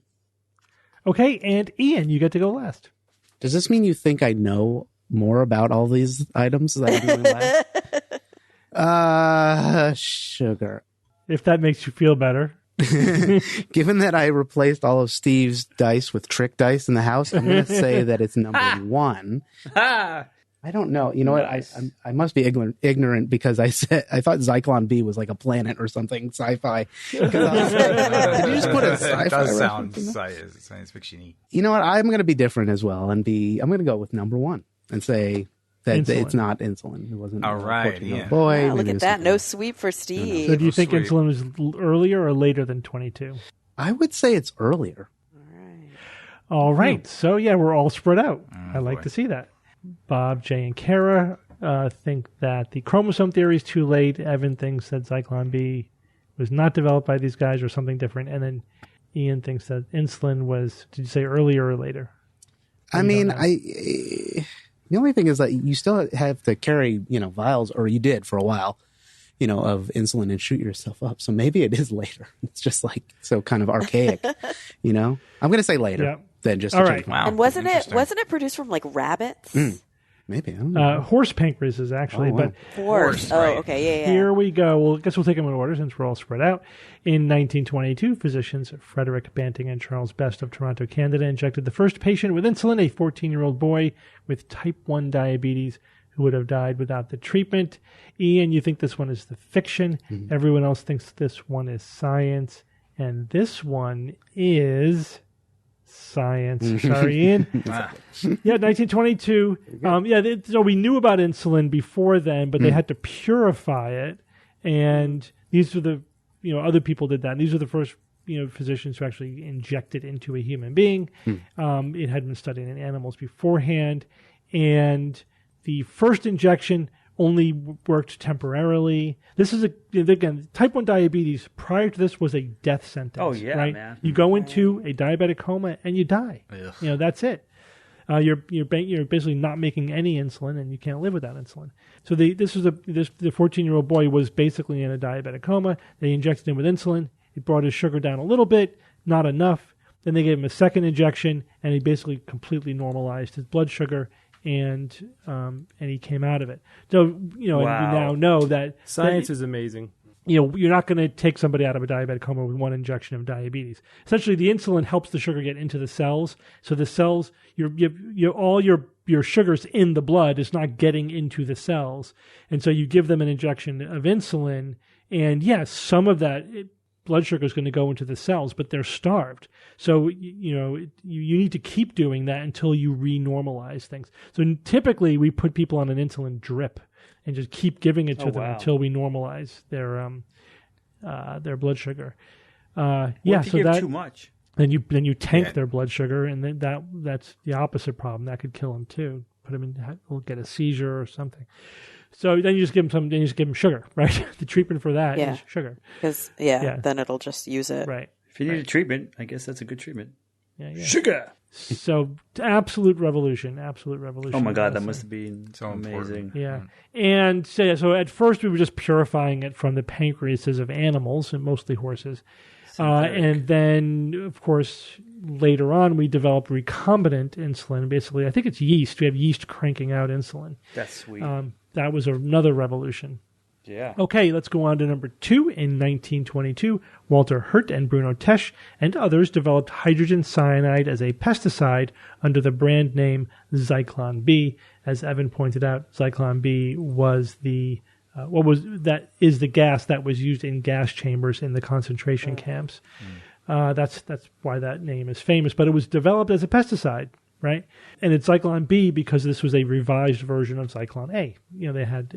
They tweaked it, and so it was the second iteration, Zyklon 2.0, as it were.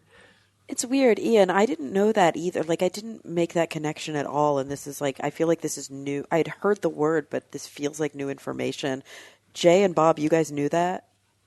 Knew what? The Zyklon B was the gas. Zyklon B was the gas. Oh, yeah. I mean, I learned it like several times in school. I watch a lot of World War II stuff. I watch a lot of World War II stuff. It comes up all the time. Yeah, I guess I don't watch a lot of World War II stuff, but I'm also wondering if there's been a generational shift in like how much detail is given. Could be. Maybe. You know, when we learn about this kind of stuff in school, that there's like a fear of getting too graphic or too detail oriented with kids. Which I don't is know. a mistake, I think. Or demonizing corporations. I agree, but In Hebrew school, we learned about this when I was 7 years old. I mean, yeah, for of course. sure. Yeah, of course. So the question is 20 years too big a gap?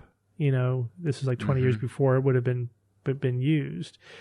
So, Evan, you think this one is the fiction. Everyone else thinks this one is science. And this one is science. Sorry, Evan. Yeah, wow. So that was the delay. And it was developed 20 years before it started to get used in the concentration camps.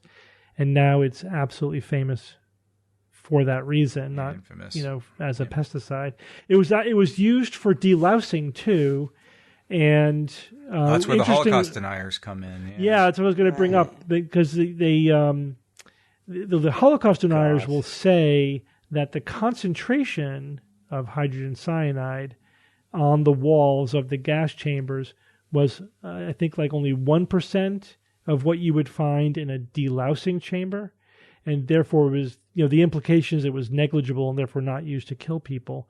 But they leave out the fact that lice are much less susceptible to cyanide, and it takes 100 times the concentration to kill lice as it does to kill people. They would just leave that little fact out there and just kind of create important. an implication, of a conspiracy rather than, providing all the facts that you could see it makes perfect sense. They also will measure the amount on walls that are now exposed to the environment. So yeah, it kind of washes away over decades. But if you sample walls that are still intact, on the inside, it's absolutely a lethal dose for humans. Okay, all of this means that in 1922, Walter Sutton and Theodore Boveri independently developed the Boveri-Sutton chromosome theory, identifying chromosomes as the carriers of genetic material. Is the fiction? Why is it the fiction? Does everybody agree that it's because it actually happened earlier? Earlier. That's my guess, is earlier. Then when do you think it happened? 1921. What did Bob? 1921. I bet you Bob, you said late 1800s makes sense. Yeah, late that's what I was 1800s. thinking. I'm going to say they didn't independently do it. They did it dependently. Yeah. I feel like he would have to change at least one other thing. But yeah, I'd say late 1800s. 1902.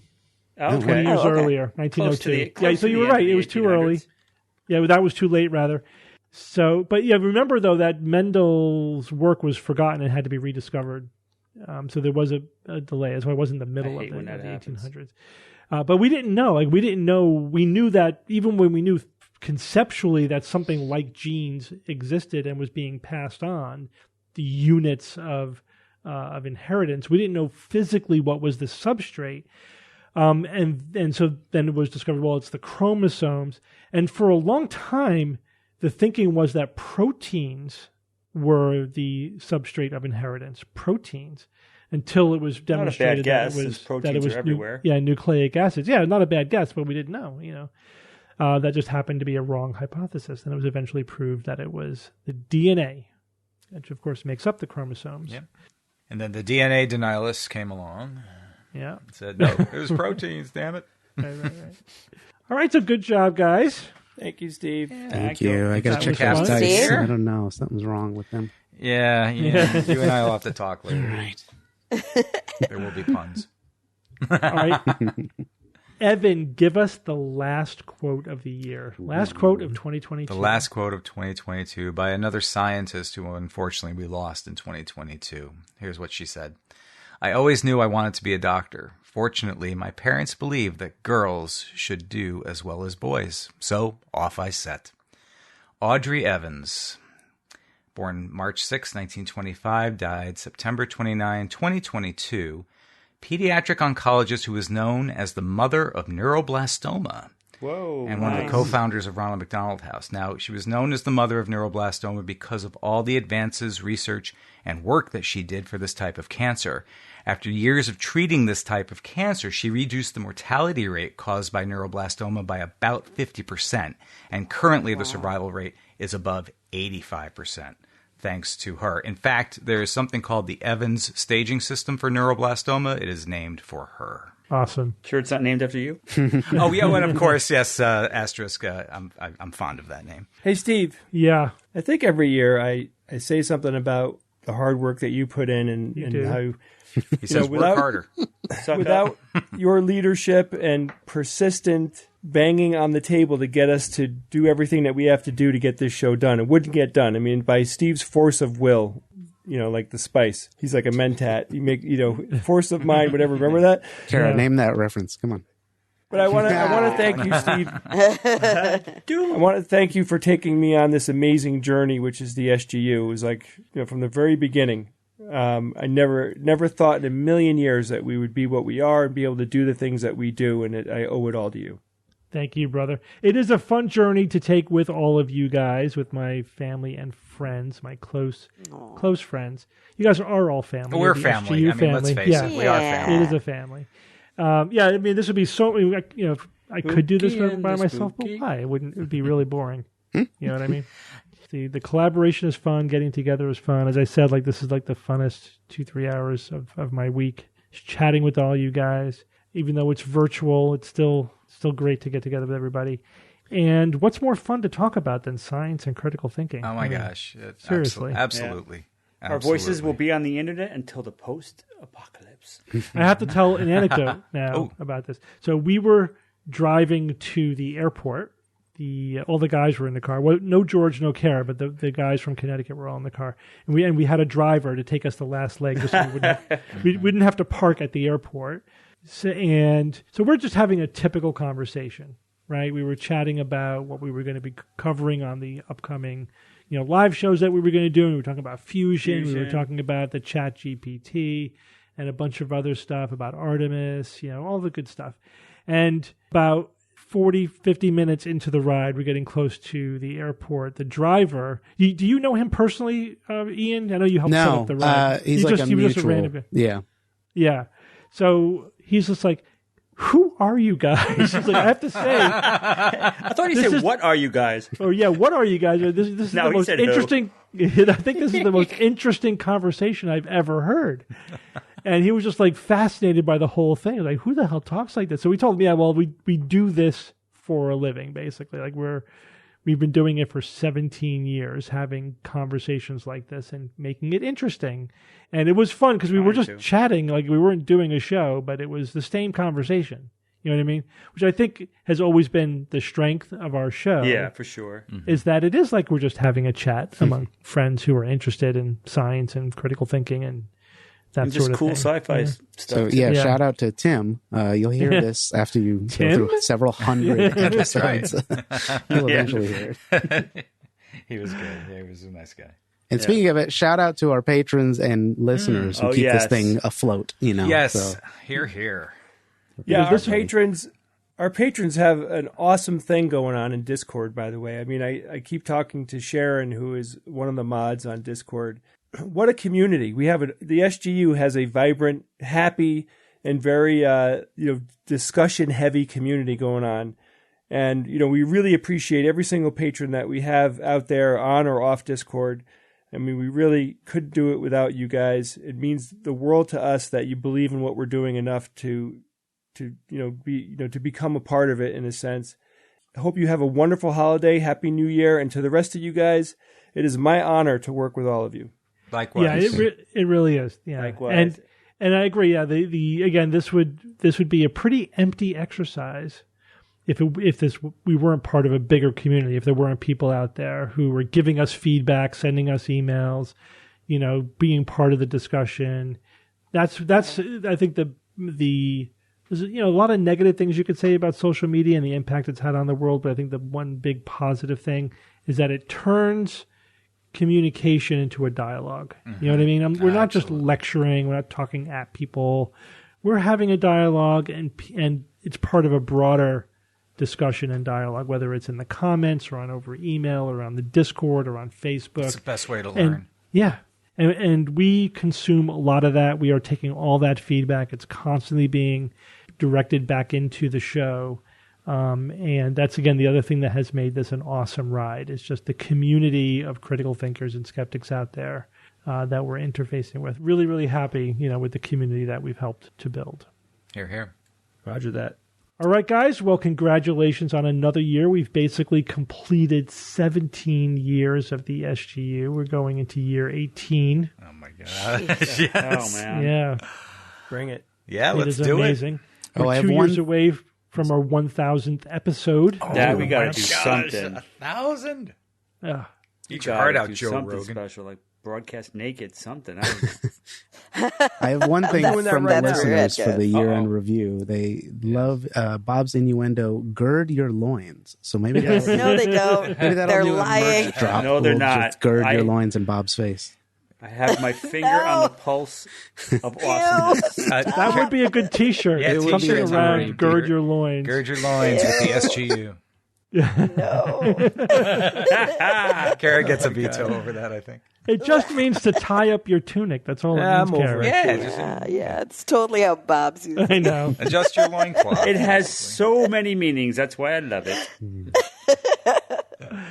All right. Well, thank you all for joining me this week and this year. Yes, great year. Yes. Thank you. And thank you for joining us, Ian. And Ian, we have man. to recognize all of the hard work that you do. Okay. I know it's okay. I know mostly you're going to cut behind the this out. I scenes. know it's fine. I'm not going to cut it out. I know it's you want to be behind the man behind the curtain, and you never want the spotlight be focused on you. I get it. But here it it's is. It's your deep professionalism, and I respect that. But every now and then, we have to acknowledge all of the not just the hard work that you do, but the real expertise that you bring to the technology And the to all-around SGU. awesome tea-drinking guy you are. Yeah. Yeah, you're just fun to be with, too. Well, I love working with you, Ian. I also love eating with you. You are so much fun to have a meal with, man. Thanks, guys. And again, it's not just that, but you've become a really close friend. Again, that the people we end up working with, it's not just that they're working for us; it's that they become part of the family. Yeah, they They're got the whole absolutely- package. Yeah, Family. you're absolutely part of the family. Because Thank we have to, we're Goombas. We got to work with family. That's So- true. That's And right. while we're talking about Ian, we can't forget Kelly, who has been an yeah. intern Yes. Shout out slash, Kelly. Yes. temp Kelly has employee been for Good us. work, Great. Kelly. Thank you, Kelly. Thanks, Kelly has Kelly. taken on a lot of the stamina based work that I do. She does a lot of social media. She's been going through some emails, and I really appreciate her, and she is awesome. She's helped us in a lot of ways. Thank you for the baked goods, too. They're delicious. Thank you. And since we're spreading the love, we also have to acknowledge one of our primary partners in crime, George Hrob. Oh, yeah. George also yes, hear, hear. a great friend, again, somebody that we consider to be family that we met through Skepticism. He is the leader of our live events when we go on an event weekend where we do the extravaganza.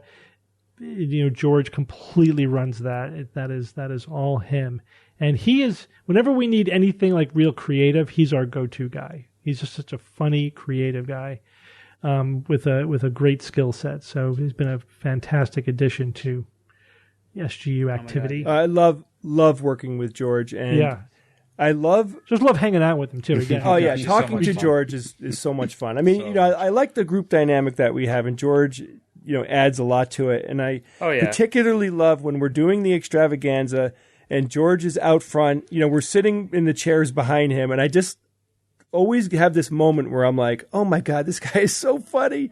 I love working with him so much. He makes me laugh, I think, more than anybody I know. He's a funny bastard. Holy crap. He comes out with stuff. We're like, holy crap, that was funny. All right. Well, thanks again, everyone. All right, Steve, this is it for real. This is really it. And until next week and next year, this is your Skeptic's Guide to the Universe. Skeptic's Guide to the Universe is produced by SGU Productions. dedicated to promoting science and critical thinking. For more information, visit us at theskepticsguide.org. Send your questions to info@theskepticsguide.org. And if you would like to support the show and all the work that we do, go to patreon.com/skepticsguide and consider becoming a patron and becoming part of the SGU community. Our listeners and supporters are what make SGU possible.